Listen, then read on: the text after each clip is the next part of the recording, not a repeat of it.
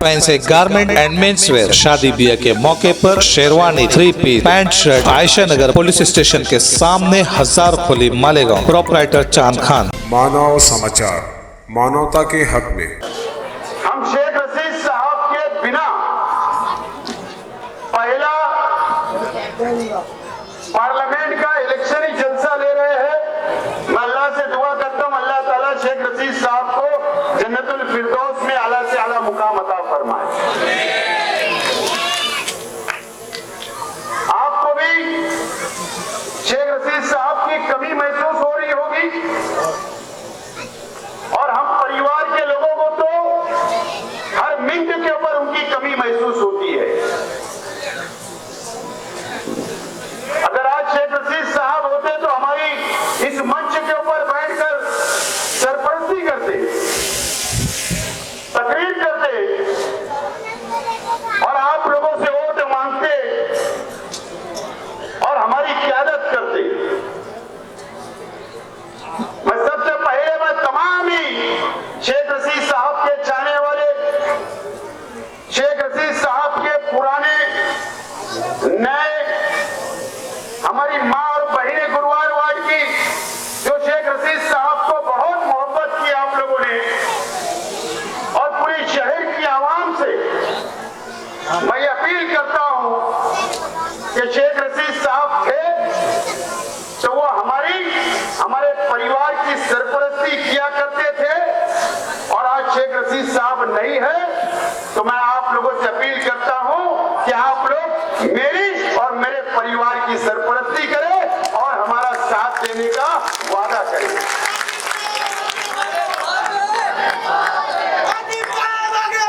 क्योंकि शेख रशीद साहब के बिना अब आप लोगों को सफर तय करना है। शेख रशीद साहब के बिना हम लोगों को अब पार्लियामेंट भी और असेंबली का इलेक्शन भी और कारपोरेशन के इलेक्शन भी शेख रशीद साहब के बिना लड़के हमको कामयाब होना है।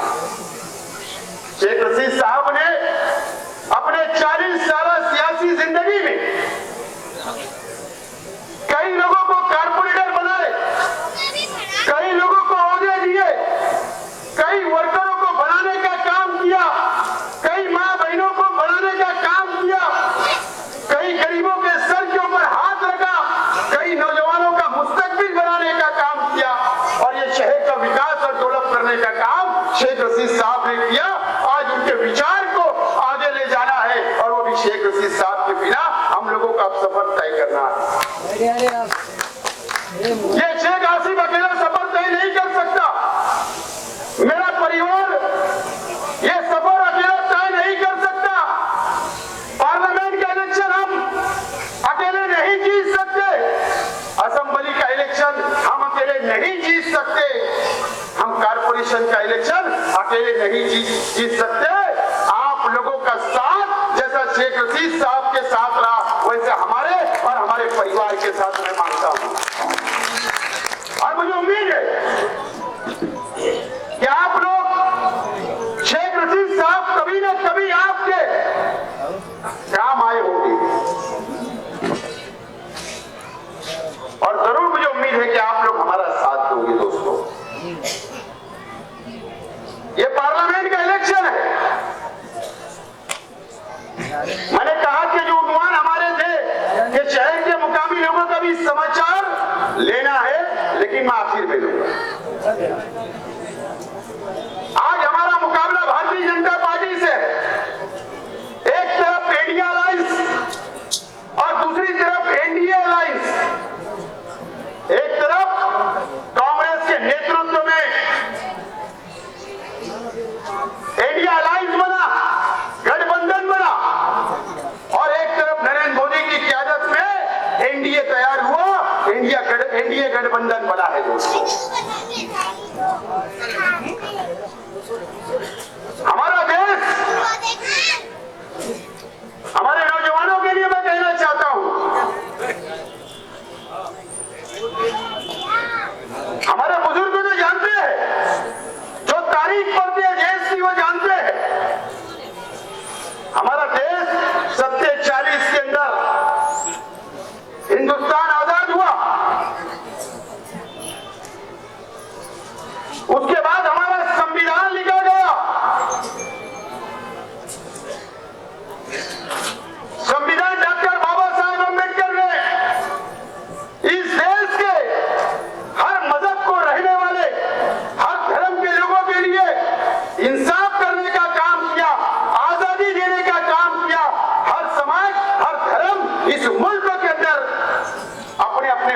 से रह सकता है, उसको कोई रोक नहीं सकता। यह हमारा संविधान की खूबसूरती है। ए भाई जरा खामोश पीछे, यह हमारे संविधान की खूबसूरती है। आज इस मुल्क के अंदर 1947 के अंदर इस मुल्क आजाद हुआ।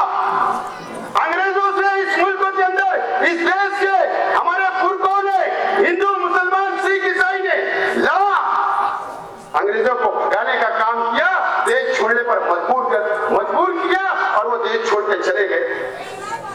हमारे उलमाओं ने आजादी दी, कुर्बानियां दी देश के लिए।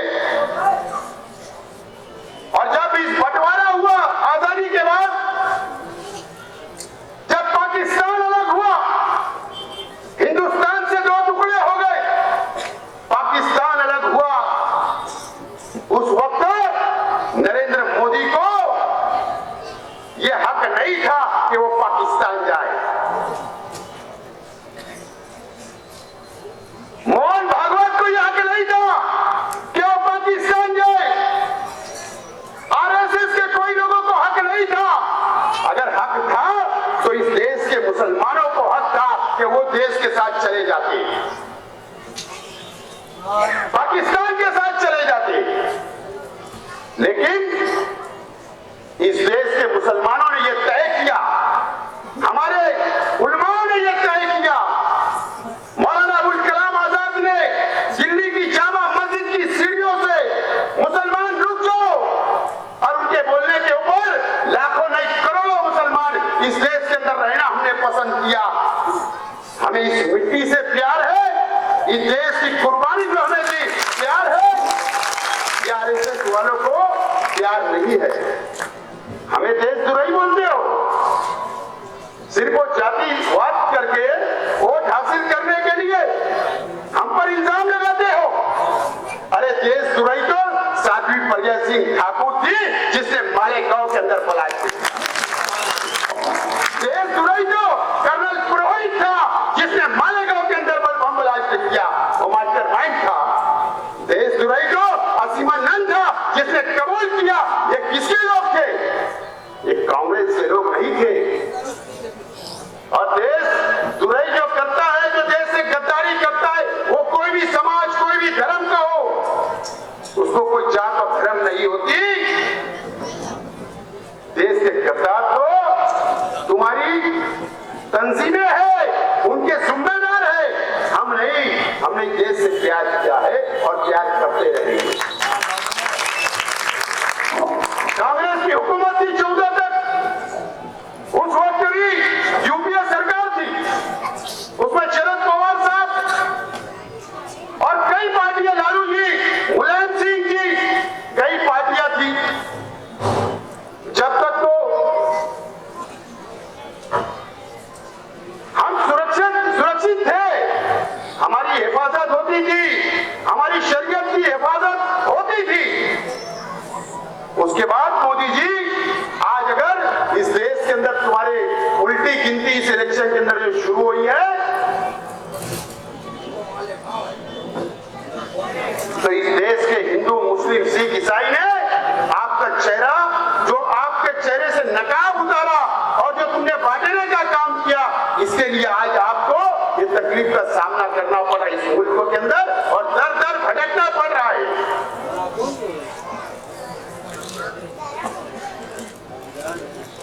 भारतीय जनता पार्टी की सरकार आई, हम बहुत जल्दी भूल जाते। मेरी माँ बहनें इधर गलियों के अंदर सुन रही होगी, याद करो वो दिन जब यह भारतीय जनता पार्टी की सरकार ने ट्रिपल तलाक का बिल लाया, हमारी शरीयत के अंदर मुदाखलत करने का काम किया। क्या इस देश का मुसलमान, या अल्पसंख्यक, क्या टैक्स नहीं भरता है क्या? अगर हुकूमतें चलती है, चाहे वो ग्राम पंचायत हो, कारपोरेशन हो, महाराष्ट्र की हुकूमत है, केंद्र की सरकार हो, तो इस देश के नागरिक, इस देश की जनता के पैसे से चलती है। जो हम टैक्स अदा करते हैं उसमें मुसलमान भी शामिल है। आपने एनआरसी लगा दिया, आपने CAA लगा दिया। अब हमको साबित करना पड़ेगा कि हम इस देश के रहवासी है या नहीं, इस देश के नागरिक है या नहीं। हमको सबूत लाना पड़ेगा। इस देश के मुसलमानों ने यहां रहना पसंद किया, इस मिट्टी से प्यार किया, इस देश से प्यार किया, इस देश के लिए कुर्बानियां दी। आप ऐसा कानून लाते हो कि अब हमको साबित करना पड़ेगा कि हम इस देश के रहवासी है या नहीं। आपको इसका जवाब 20 तारीख को मिलेगा। 20 तारीख को जवाब देना पड़ेगा। हम सब लोगों को मिलकर, हिंदू, मुस्लिम, सिख, ईसाई, हमारे दलित भाई, आदिवासी भाई, हम सेकुलर संविधान को मानते, इस देश के संविधान को मानते, हम हिंदू मुस्लिम भाईचारे को मानने वाले ये शहर है। और हमको हमारी जिम्मेदारी ज्यादा है कि हम सब लोगों को मिलकर काम करना है।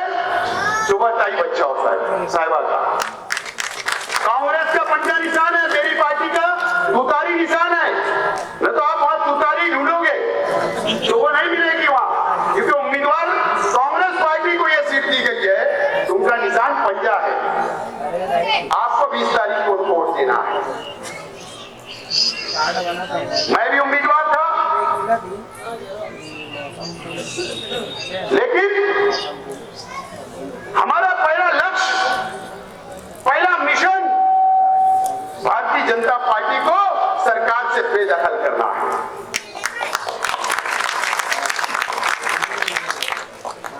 हम वापस हो गए। मौलाना इमरान साहब ने भी ख्वाहिश जाहिर की,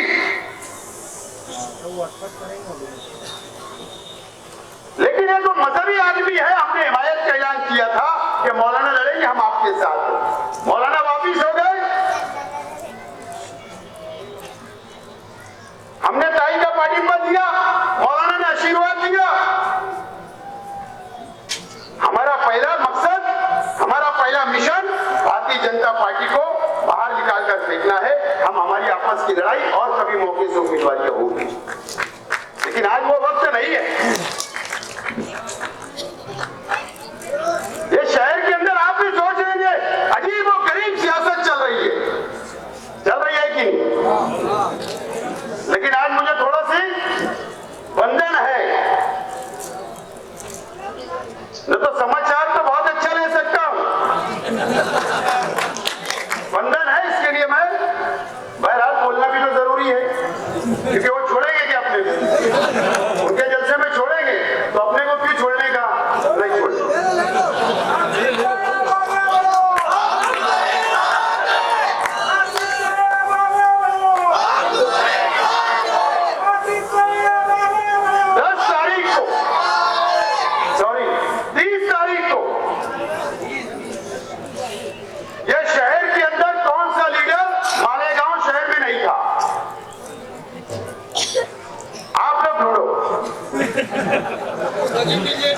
आवाम ढूंढे, मीडिया ढूंढे, कौन कहां गया था, किससे बैठक चल रही थी, वो 100 किलोमीटर दूर गए थे, हमारे जिले के हेडक्वार्टर में गए थे, कि रियासत के हेडक्वार्टर में ही आप ढूंढो। लेकिन बहरहाल देखो, एक बात समझ लो आप, मैंने पार्टी ऑफिस के जलसे के अंदर कहा था, मीटिंग के अंदर, कि कुछ तो खिचड़ी पक रही है, वो हरे कलर की है या कौन से कलर की मुझे नहीं पता। कभी कभी सियासत के अंदर और हमारे मुफाद के अंदर, कौम के लिए, देश के लिए, सेकुलरिज्म के लिए सियासी वार करना पड़ता है तकरीर के जरिए। सिर्फ मेरा एक जुमला कि खिचड़ी पक रही है, वो चूल्हा ही बुझ गया। पता है ना, वो चूल्हा ही बुझ गया, पानी डाल दिया गया कि अगर ढक्कन खुला और उसका कलर समझ में आ गया तो ये शहर कभी माफ नहीं करेगा, कभी माफ नहीं करेगा। इन्होंने अपनी मुंडली इस तरह और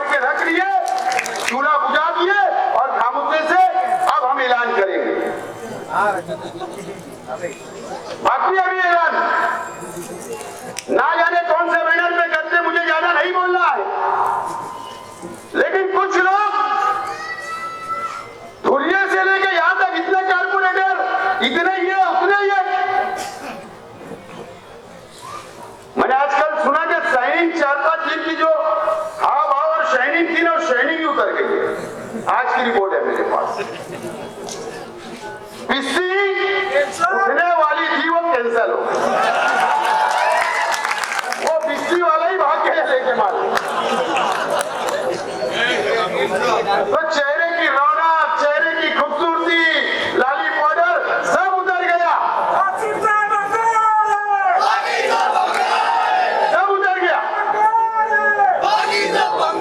और हाजी यूसुफ साहब, मैं आपको बोलता हूं कि अल्लाह का करम है, शेख रशीद साहब ने जो ये हरा भरा करके गया, जो इनसे मोहब्बत की, अल्लाह का करम है कि हमने आज हमारे बलबूते के ऊपर हमने आज ये जलसा लिया है। हमारे बलबूते के ऊपर, ये वर्करों के बलबूते के ऊपर, ये शहर के आवाम के बलबूते के ऊपर। तो मेरा चैलेंज है कि इंडिया अलायंस के लोगों ने भी अपने पल पर लेना, बाहर के लीडर के भरोसे जलसा नहीं, बाहर के लीडरों के भरोसे नहीं। बोला आएगा तो हम गर्दी लगेगी।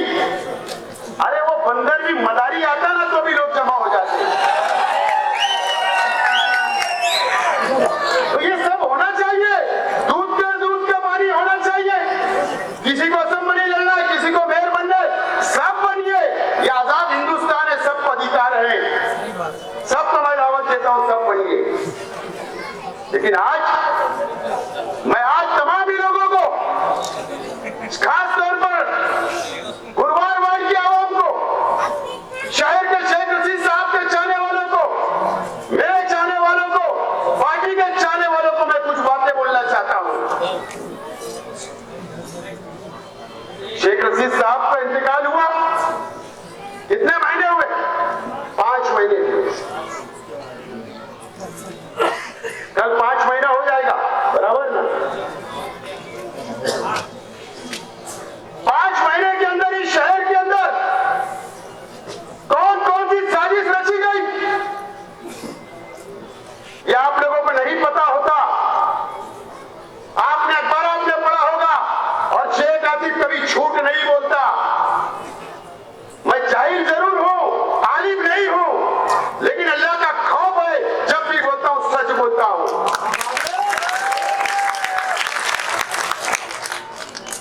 क्या श्रीरामपुर के लोग यहां नहीं आए थे? इसके लिए आए थे। मेरे परिवार में से 1-2 लोगों के ऊपर फायरिंग करने के लिए, कत्ल करने के लिए आए थे। अल्लाह का करम है, मुझको पता चला। शहर छोड़ना पड़ा उन लोगों को। पुलिस को मैंने फोटो भी दिया हूं, पुलिस को मोबाइल नंबर भी दिया हूं। अफसोस आज तक इंक्वायरी नहीं। वहां तक तो पहुंचो। अगर कोई हमारे सीने पे आएगा तो हम सिर पे लेके पटकना जानते, लेकिन कोई हमारी छाती पे आएगा तो सिर पे लेके पटकना जानते, लेकिन हम कानून का पालन करते हैं। कानून के ऊपर भरोसा है, पुलिस पे भरोसा है, उसकी इंक्वायरी पूरी होना चाहिए। गोरखपुर से कौन आया था, यूपी से? कहां रुके थे? किसकी मोटरसाइकिल इस्तेमाल हुई? क्यों इंक्वायरी नहीं हुई? जब कोई मर जाएगा मेरे परिवार का, या मेरे पे फायरिंग हो जाएगी, जब पुलिस इंक्वायरी करेगी, पुलिस को इंक्वायरी करना पड़ेगा। पुलिस तो बहुत मोबाइल टेस्ट निकालती है, मैं तनकीद नहीं कर रहा हूं, लेकिन आपको संजीदगी से सोचना पड़ेगा। कौन उनका पैसा बुला रहा था? कौन उनको घर दे रहा था रहने के लिए? कौन मोटरसाइकिल दे रहा था? कौन हमारे घर की, हमारी ऑफिसों की चौकसी करवा रहा था, निगरानी करवा रहा था? उसकी इंक्वायरी होना चाहिए। ये आज 5 महीने के अंदर ये सुनने बना। अभी 1 हफ्ता पहले एक जगह मीटिंग हुई। अबे असेंबली लड़ो, पार्लियामेंट लड़ो, कुछ भी लड़ो, मर्द जैसा लड़ो।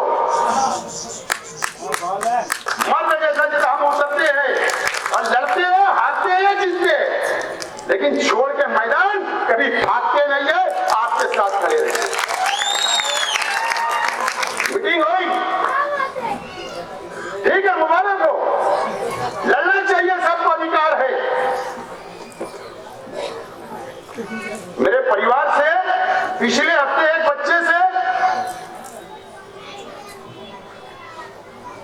मीनारा होटल के पास कुछ तख्ता किसी की हो गई, उसको फोन करके बोला जा रहा ये गाय को कंप्रोमाइज किया, बोले शेख खलील भी मर गया, शेख खलील भी मर गया, शेख रशीद भी मर गया, बोले अब इनको घेर लो। शेर का शिकार कभी कुत्ते नहीं करते यार, शेर का शिकार कभी कुत्ते नहीं करते। और शेख रशीद साहब ने वैसा बना के गए जब 25-30 लड़के हैं, हर साल एक भी शहीद हुआ तो 25 साल सियासत करेंगे अगर आपका साथ रहा। अरे घेर लो, बकरी के बच्चे हम घेर लो। शेख रशीद साहब जब मूछ पे हाथ रखते थे तो 10 जब लोग सोचते थे, हमने वो रास्ता छोड़ दिया। संविधान का, कानून का मानने वाला, ईमानदारी से मोहब्बत की सियासत कर रहे, हमको करने दो, कितनी भी प्लानिंग होने दो। और एक मेरा भाई है, मैंने सुना उसने एक को बोले मार लगी, उससे सुपारी लिया, दूसरे को ट्रांसफर कर दिया। बोले क्या? बोले इस बात अकील का काम। अबे अकील का काम, अरे बकरी के बच्चे समझते।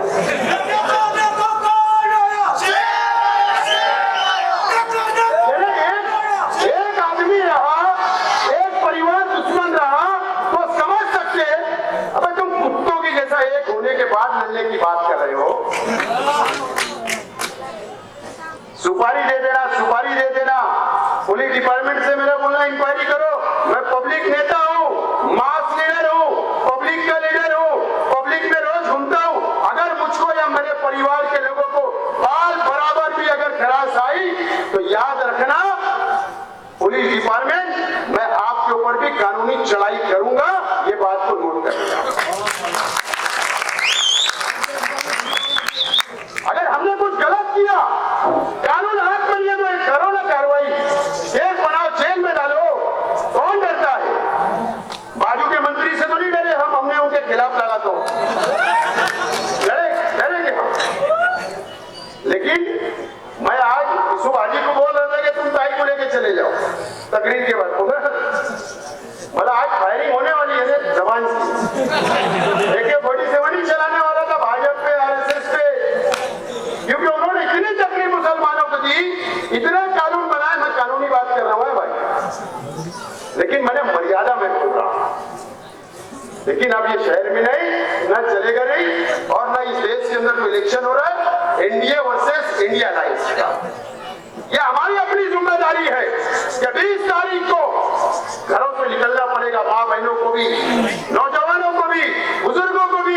आपके घर रिक्शा आए ना आए, वर्कर आए ना आए, अगर आपके पास स्लिप नहीं पहुंची तो 2 दिन पहले हासिल करो और अपने पोलिंग बूथ के ऊपर जाकर कांग्रेस के पंजा निशान पर हमको वोट देना है और इंडिया अलायंस को सत्ता में बैठाना है, ताकि काले कानून जो हमारे खिलाफ बने वो काले कानून खत्म हो जाए।